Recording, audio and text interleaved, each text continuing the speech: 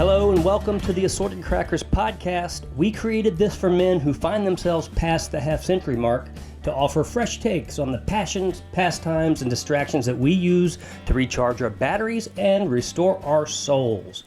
I'm Eric, and I'm here with co-hosts Lee and Wilson, and we're here to serve up snackable topics like college football, hunting, grilling, and other assorted small bites. And I can tell you that our mutual appreciation for Kentucky brown water will make frequent appearances. So if we do it right, you'll leave informed, entertained, and hungry for more. Guys, let's do it.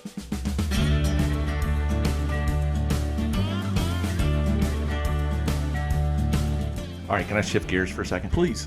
It's been killing me because Ole Miss Rebels are number 6. Yeah. Is there too much hype? Are we... I mean, we've been here before and we, Have we, though? Have we been here before? Well, we have been ranked number 4, I think, or something. I've been gut punched so many times. I don't know whether we've been here before or not, but I just want to know. I'm excited, but I'm also... So let's start with a logical take, and then we can go into emotions. Does that make sense? Perfect. Let's do that. So logically, we ended the year ranked, I think, ninth in the AP. We brought back almost all of the talent that we had. We've lead some key losses. I don't want to dismiss Judkins going to Ohio State. I think that's a bigger deal than we're going to realize. No, it's not. I think it is. But regardless, most of the talent's coming back. We ended the season number 9. So yeah, logically on paper, we've got the roster to be the 6th best team in the country. That's the logical. I think on paper you're correct. Then you got to get into the schedule and say, okay, do we have a hard schedule or a soft schedule? We're in the SEC, We're the SEC, so there's it's no not such easy. thing as a soft schedule. Yeah. But Other than Missouri. our hardest games are at home. We play Georgia at home. We play Oklahoma at home. Now we play LSU on the road. That's what I consider to be our 3rd hardest. But we'll see. I feel like we ought to be picked as favorites in every game except for that Georgia game. Well, I did hear somebody say, too, that last year, we were 10-2, and we were missing some key players, key positions, defensive line, mostly. Mm-hmm. And we fixed that. And we filled some Or we're holes. going after it, and yeah. so I think that's why the pundits are very excited about the Rebels, because I think we did fill those holes. And the offense is going to, I think could be awesome as long as we can keep everybody upright and healthy. So regardless of our record, Wilson, when the season's over, what is the unit or the area of the team that you're going to be most frustrated with? I mean, there's somebody who's going to let you down. Probably the DBs. Really? Or maybe the linebackers. Oh, I think the DBs are going to be good. Okay, well then my second choice would have been linebackers. Yeah. But I think the defensive line is stout. I think. So I think I don't know, Lee. What do you think? I mean, you've paid close attention. There's always somebody who the unit doesn't gel right. I think we've added a lot on the offensive line, and I think we got an offensive line that's coming back. But to me, that's where, I like what we've done, but I'm not sure. We're stacked at receiver. I think we're stacked at running back. I think that Kiffin does a fantastic job of tailoring his offense. It's never the same every year. He features specific skilled positions and people with unique skills in ways that are like the NFL. I mean, the game plan is different every single week based on what the defense is going to give them. Mm-hmm. So to me, I think they're going to have to block. They're going to have to give Dart some time. They're going to have to open up the holes for the running backs. Mm-hmm. And so we'll see how long they can hold blocks. I don't think they have to hold it for a really long time because we've got a mobile quarterback. And then we've got a couple of capable quarterbacks behind him that are also mobile. So there are tons of tools on the field. I think the defense is going to be significantly better because of the investment in the defensive line. I like the way you said investment. It was an investment, yes. I think that I think they're treating this thing like a pro program, and I think that's different than what we've ever seen before too. So yeah, I agree. I do think Kiffin's got this NIL and transfer portal and all that figured out. I mean, he's plugging holes. He's plugging holes and filling them with 4- and 5-star talent. I agree with you, Lee, though. If there's one unit that's going to be I don't want to say disappointing, but has to come around is that offensive line. I know we've got the talent to do it. We've got good players on the line, but that's the one piece of the roster that has to work as a unit. It takes time. It takes chemistry. The tackle's got to know what the center's doing. It's got to know what the guard's doing, and they've got to kind of. It's almost like an orchestra. Well, I feel like that. I think what we're going to see this year, because I think we have so much depth. The fact that we went out, I think they're going to rotate the offensive line significantly, just like they do running backs and receivers, and DBs. I mean, they're going to make sure that those guys are fresh, so that we go drive after drive. So I would not be shocked if you see a 1A, 1B offensive line, and you see one series and one the next series, just so that they're all fresh and they're running full speed, and then we don't have to worry. I mean, we're going to snap the ball faster than anybody else in the country. Let's talk about that, because that's a wonderful thing when you're playing against a defense that's fatigued. But it also can take a toll on your own defense, because we're scoring in 2-minute drives, and the defense is on the field a lot. But I think that's why we have a deeper team than we've ever had before in the history of Ole Miss. Yeah, depth matters when you've got that kind of offense. I mean, I'm not trying to say that we're going to do it all. I sure hope we do. But I think that on paper, that's the way it looks. So I think the last time we were ranked this high was the 2015 season. Chad Kelly, Laramie Tunsil, Laquan Treadwell, when we won the Sugar Bowl. I think this is a better team than that. Oh, I agree, 100%.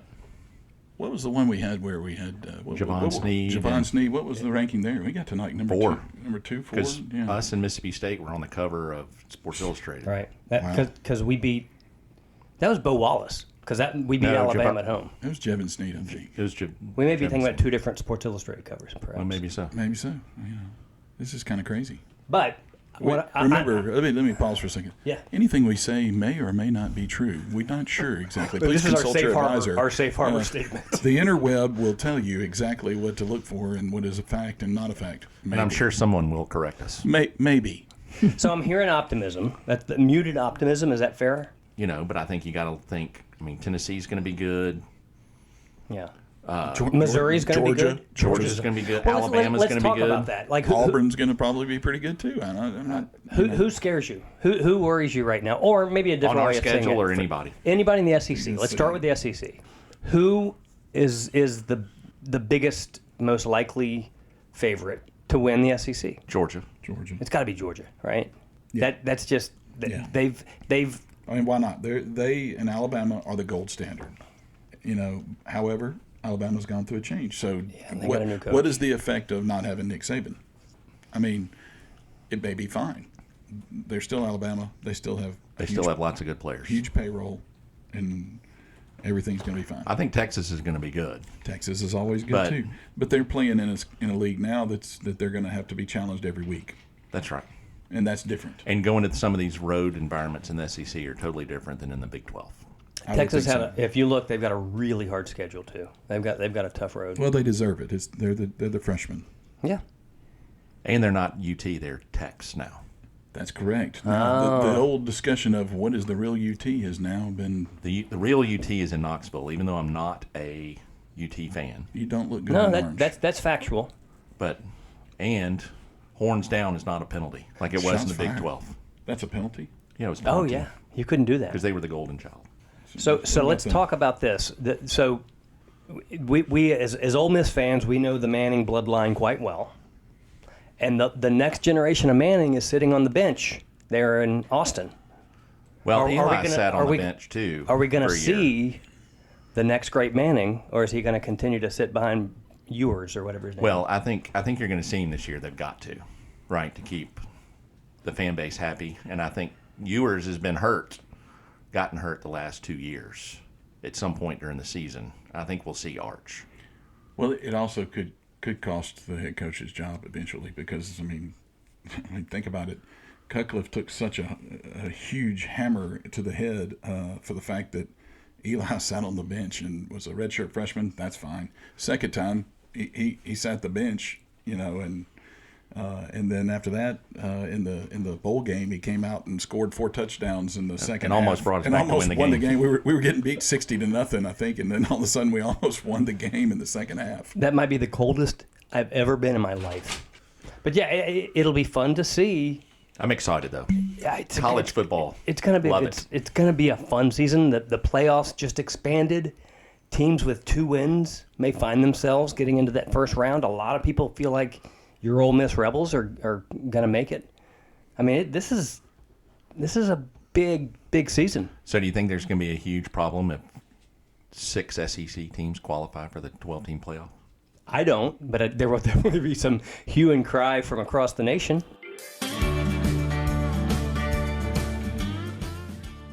So this next segment, let's talk about the next segment. We're going to talk a little bit about hunting. So it's time to... Deer season, well, dove season starts right? Labor Day. Dove, Right. don't forget squirrels. That's how we get started, squirrel hunting. Don't we do that Don't year do that. round?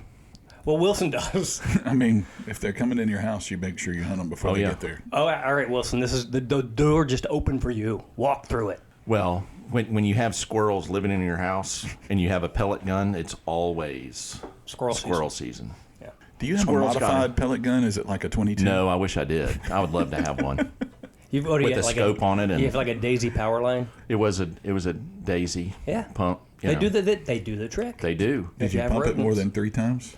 Oh yeah, you got to. What number? Well, you got to go up close to 10. Yeah. Give it 800 the power. 800 feet per second. You want it to be deadly.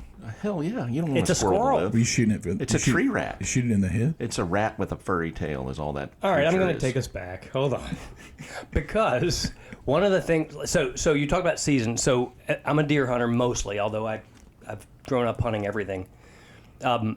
September into September is when bow season starts for deer, and then October is typically when muzzleloader season hunt opens, and then November is when rifle season. But duck season opens what, October-ish? No, November-ish? November. Okay. Weekend in Arkansas, it opens the weekend before Thanksgiving. So we're sitting here in 90-degree weather talking about hunting, which seems crazy, but you got to be getting ready right now. You do. For your deer hunters, you're doing a couple of things. Number one, if you don't use a trail camera, it's time to get your trail cameras going, because the bucks are starting to grow their horns. They're in velvet, as they say, because every year they drop their horns and they grow a new rack, and they grow a little bigger every year. And so Okay. you've got to pay attention to what's coming onto your property. I like that. And you're looking at where your stand placement is. Believe it or not, you may need to move your stands each year depending on what's coming across those trail cameras, because they take different paths every year. If your neighbor 3 plots over used to grow corn and now they're growing cotton, that'll change their pattern. So Sure. you need to understand where they're going and what they're doing. The other thing is, if you haven't put in your food plot, you're almost too late.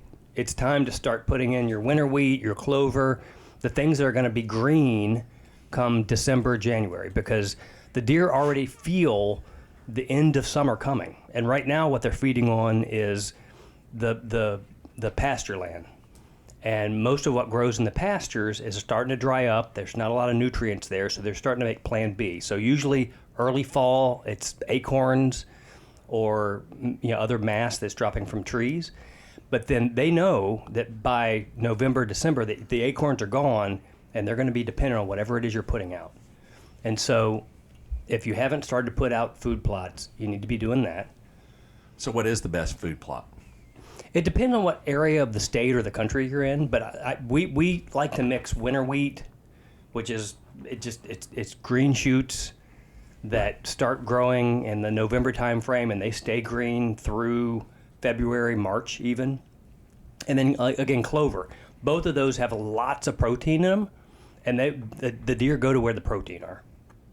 Do you use a salt lick too, or is that? So I will say we do. Part of what we're dealing with in West Tennessee, Shelby County, Tipton County, McNairy County, which is where I typically hunt, is there's an outbreak of what they call chronic wasting disease, CWD. And there are several regulations, but if you have chronic wasting disease in one of the counties where you're hunting, you're not supposed to put out feed, so you can't scatter corn, because it brings them close together. Think of it like back during the pandemic. You don't want deer nose to nose feeding from the same trough. So are you seeing more or less deer because of it? So most of my hunting now is in Tipton County, Tennessee, and we've had evidence of chronic wasting disease now for probably 4 years. And one of the things, and it's kind of controversial, we probably need to have a wildlife officer on to our podcast one of these days to get their take. But off duty. Off duty, of course. No, so if you have CWD in your area, they basically open up the limit. So typically you get wildlife biologists who come out and they sample the herd, they know what numbers are out there, and they say, okay, you can kill 2 bucks and 3 does in a season, or whatever the numbers are. But if you're in a CWD area, all bets are off. And I don't love that. So they're encouraging you to reduce the herd, because that's the only way they know to get this under control, is to have fewer deer running around. So how do they get rid of it? Or is there a way to get rid of it? Just to reduce the herd. When you're looking And then there's Scope. more spread out, and then it just goes away. Eventually, I guess it goes away. I've never had this. I've been hunting for 40 years. I've never had to deal with, I don't know how this comes out at the end. I've lived through the middle of it now again for 4 or 5 years, but right now the solution is take as many deer as you want. Can you see? And I don't love that. Can you see through your scope to tell whether this guy's got a? So you definitely take him down. Well, I think they You don't lose pass a lot of on weight, anybody. right? They're really skinny and They lose weight. A lot of them will develop lesions. Believe it or not, it's an awful disease. It You're really doing them a is. favor. You are, but that's the advanced. You don't eat those though, do you? No. So if you hunt in a CWD area, one of the first things they tell you is you cannot, cross into a county that is not in a CWD area. So once you've killed the deer, you're not allowed to take it into like a processor that's 2 counties over. But 2, you've got to get it tested. You're required to get it tested. And so the only way that they know if the deer has CWD, now in the advanced cases, again, they're skinny, they don't look good, they have lesions, but a lot of times it's early cases. And so the only way they know to do it is test. Do they extend your season? They've made the seasons longer. They've made the limits broader. I mean, I don't love it, but I don't have a better solution. okay. All right. The last thing I will say, and I want to emphasize this to anybody who likes to deer hunt. It's August. If you haven't had your rifle out since last season, please go to the range and sight that thing in. Make sure you're good. You don't want. Be ethical. Make good shots. Know that you're shooting straight. I promise you, if your gun's been set up in a gun cabinet all summer, it's not going to shoot the same. You got to re-sight that thing in.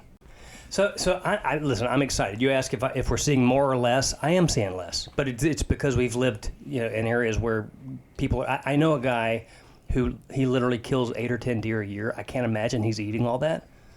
But I don't love it.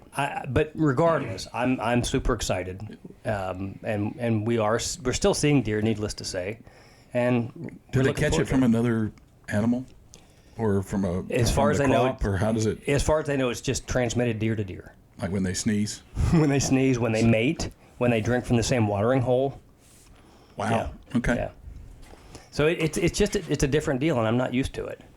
But we're figuring it out. Okay, let's move to another season. They're all coming in, they're colliding together. So what's next after deer season, or in the middle of deer season? Well, I would say, It's duck around time, here, baby. duck season. That's you, Wilson. That's your. Well, I You think get in the rut for ducks, don't you? what You get excited. Your neck swells. You ready to go out and hunt? I am. I mean, football season always means that it's hunting season is right around the corner, no matter what you love to do. Okay. And so, where I duck hunt, it's over in Arkansas, but we've flown in millet, which is a good resource, good food source for the ducks in our reservoirs. We put millet out there, trying to, clean up our boat runs and figure out when we want to start pumping water. When do you brush your blinds? Where we hunt is all flooded timber, so we're Okay. usually just standing next to a tree in the woods. Now, I'm sure it's probably too early to start brushing blinds per se, but once you get into October and it gets closer, you don't want to mess with snakes right now. It's a little warm. So Wilson, you I talked am about anti-snake for sure. you talked about pumping water. Yep. Talk a little bit more about that. Why do they need water, and especially when you're hunting flooded timber? What's the sweet spot? So when you're planting millet, you're planting food for the ducks to stay. So where we hunt, we've got flooded timber and it's surrounded by farmland. So the farmers grow rice and beans and so and they flood their fields too. So that holds ducks in the area. Also, ducks like to be in the woods. They like to roost in the woods. They like to rest in the woods. They'll go out and feed in the fields and then come back. They'll eat acorns and whatever else they can scourge off the bottom of the woods. The flooded timber. They love cypress, oaks. It gives them protection. You don't want the water too deep because mallards, teals, gadwall, they're all puddle ducks, so they just tip over to feed. They're To get it off the 6 bottom. inches, 8 inches. I mean, anything over knee, thigh deep, you don't want For it. you, that's 2 feet. Easy. But like canvasbacks, redheads, they're divers, so they'll They'll go deep. go deep to get their food. Okay. But we mainly shoot mallards, teal, gadwalls, Pintail. pintails, widgeon, and they're puddle ducks, so they just want to be able to tip over to feed. They don't want to have to dive down too far to get their food. So They don't like to work that hard. well, I mean it's okay. it's just the way God made them. They're It's the way bougie God ducks. made them. Right. Ideally, knee deep. Okay. When you start getting too deep, the ducks don't. And it's harder to walk. It is harder to walk, and you sure don't want to join the swim team because it's usually cold and it's not a good thing. But we're in the middle of a drought, which is kind of typical for August, right? So I'm guessing your club where you hunt doesn't have a lot of water. Right We don't. So we're on either side of us. We have a creek, which we need rain. So when we get rain this time of year, especially in September, we start pumping it. We pull it out of the creeks or ditches around the club to put water in the woods. Yeah. And so it may take, we've had seasons when it comes to where it's hard to get around in the woods in your boat because the water's so shallow. And then you might get a 4-inch rain and then It changes everything. it changes everything. So, it's a fickle animal. But you've literally got pumps just Yes, on we the do. side of those creeks pulling water in as you need it. Correct. And then if it gets too deep, we can let some water off. But so anyway, we've planted millet, and it's It's a lot of work. it is. It is, but it's a love though. It's like Based on those duck sliders you brought earlier, I'm all for it. I want you to keep working. I will work very hard for you, Lee. But and then making sure you got enough shotgun shells for the season. You don't want to wait too long because everybody will start buying them and they're harder to find. Hadn't they changed that now? There's specific kind of shotguns shells that you use now. Well, they changed it a long time ago. Okay. But you have to use steel Okay. or some non-lead shot. Because lead's bad. Lead Lead is bad. Steel but, good. They don't want you to cripple a duck with lead shot, and then Right. it gets eaten by a bald eagle or an eagle, and then it kills. You have some competition with the Eagles, I would You assume. Oh do. my gosh. Yes. One of the So things. I'll tell you a story. Okay, you go first. I want to hear it. Tell it.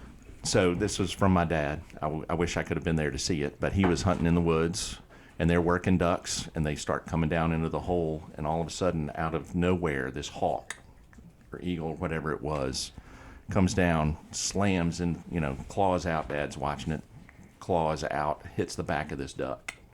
It's in the air. The Anyway. duck's falling out of the air, and the hawk or the eagle Yeah, the duck is coming into the opening. shot. No, they're working ducks, and an eagle Oh, wow. comes out, or a hawk comes out of nowhere and claws out, hits the back of the duck to just like this is dinner, right, or breakfast, Oh my! and he kind of misses, but it knocks the duck out, kind of, and he gets down, hits the water with a splash, and kind of, looks all goofy because he's just got hit by Hulk Hogan. Yeah. And anyway, so Did he carry it off? no, he got shot, but. The hawk or the duck? Of course I did. The duck. Oh, You can't shoot a hawk. You'll go to I jail was for going that. to say. I mean, But where we've hunted, I mean, I've seen bald eagles. Mm-hmm. You know, and they're always looking for cripples. So one of the things that when I first so here's something that a lot of people who don't duck hunt may not appreciate. Lee, you were talking earlier about the importance of appreciation and supporting what we have in Memphis. Right. This part of the country is, because of where we're located on the Mississippi Flyway, Sure. one of the richest, most productive duck hunting areas in the entire country. It really Absolutely. is. And by the way, that's why Ducks Unlimited, one of my favorite conservation organizations, is based here, because they can sample all kinds of different breeds. Yep. Anyway, so I grew up in Louisiana. We duck hunted. It was sort of what you did. There's always water in Louisiana, There's no shortage of water in Louisiana. below sea level. And I was looking forward to getting up here to experience all the legend of the Mid-South hunt. And I found a guide in Reelfoot Lake, which is an amazing place. And up there's no public land. So you've got to have a guide. Each guide has their own blind or 3, and you hunt with them. And I'll never forget the very first time when we moved up here, and went up there to hunt, and you get up well before dark, and they take you out with a boat. They're using spotlights to find the channel, and you finally get out there, and the sun starts to rise. And the first thing I saw was this guy probably had 60 decoys out in a big open space outside the blind. And then the second thing I saw were 3 or 4 bald eagles sitting in the trees around us. And I couldn't stop looking at those guys. And I will say to the guides up at Reelfoot, which Reelfoot is a big bald eagle area, they're over the bald eagles, because when I was commenting on them, he said, "Listen, they're waiting for you to mess up." And you used the word cripple. It's kind of a cruel word, but that's what it is. When you miss, kind of earlier I was saying, make sure you can shoot straight, be ethical, take good shots. If you shoot a duck and it starts to swim off, in other words, it doesn't just drop dead in the water, those eagles will swoop down and get it. It's gone. And so it was amazing to watch these bald eagles who knew exactly where your blind was, waiting for you to mess up and take a bad shot. The circle of life. Yeah. Yeah. 3 takeaways right now. What do we need to do right now to prepare for duck season? Well, I think make sure you've planted to make sure they're going to have food. Okay.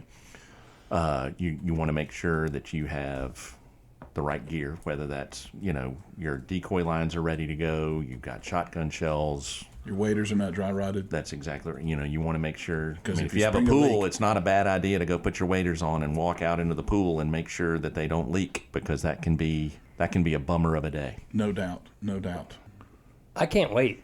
I'm ready. Like that's the great thing about August. Like you can be looking ahead. Everybody's the heat. undefeated. Whether it's football, whether it's hunting, it's game on. I'm ready. It's all. I'm ready. Yep. So hey guys, let's Blank talk for a canvas. second. Just a second. I early before we started this segment, we poured one new bourbon for you. This was the Shanks 2024 release, which this was bottle number 137 out of 2,521 bottles. This is not one you're probably going to find on every day, but when you get a chance to get a hold of it, it is pretty tasty. It's better than tasty. It comes out at 91.2 proof. This is a small batch. It's a Kentucky sour mash whiskey. So it is made by Michter's. This is one of their, I'm not sure if it's an annual or biannual release, but it is pretty amazing. So tell me what you think about that one. It was very good. You like that? I've already had it. You've already had it? Oh, yeah. I think it that's didn't great. last long. Well, I think that's right. So then I would say that the next one that we will step into, this one is the Bumburgers, and the Bumburgers is also it's a step up. It's a small batch Kentucky straight bourbon, also made by Michter's in the Michter's family. It is a 108 proof. And it is bottle number 139 out of 2,506. So this is also the 2024 release. Now, I think with Michter's, I think they're bringing those back as an homage to the old distilleries. And as you pour this up, what's the proofing on this one? So this one is 108 proof. Okay. Okay. And you'll notice that this one would be significantly different than the one that you just had. Yes. In the Shinks. So what's the difference between the sour mash and the? That's kind of. I'll need our producer to verify this with me. So the difference between, I think, a sour mash and a sweet mash would be, the sour mash is the one that is, you start the distilling, and then you use just a little bit of the original mash bill in your next batch to create consistency. So it's kind of like sourdough bread kind of thing. I mean, it's like a starter. I mean, it would be a starter, so it serves lots of purposes, if I remember correctly. Anyway, Lee, it's part of the process. Wasn't your fraternity pledge nickname Sweet Mash? Did I get that right? I mean, I don't recall Okay, that. Flounder. I don't recall that, but Pinto. you know, going forward, I mean, if you know, hindsight's 2020, I may have developed that. You never know. Sweet Mash. You may have heard me having to, again, blow the ether off the top. This is a little hotter. It brings a little bit more of the front end pepper. Yeah, you're going up 18. Yeah. So that's my first reaction, but it's still smooth. Again, you know me. I don't like high proof bourbons in general because they blow out my taste buds. This is not one that, again, it's what did you say, 120? 108. 108. This is perfect. Yeah, it's a sweet spot. I think 108 is a great number to go for. Well, guys, it's been wonderful. That's probably all that we have time for today, but I enjoyed it. So talk to us. What bourbons do you enjoy? What are you looking forward to as the fall approaches? There's a lot of things to get excited about. Hunting, fishing, football. It's right there in front of us. So tell us about it. Is there a hobby that you enjoy? Is there ways that you like to spend your time? Talk to us via email at 3assortedcrackers. That's the number 3assortedcrackers@gmail.com. And follow this show wherever you get your podcasts. You can also follow us at 3assortedcrackers on Instagram. And until then, please don't let yourself get stale, and don't be afraid to try new flavors.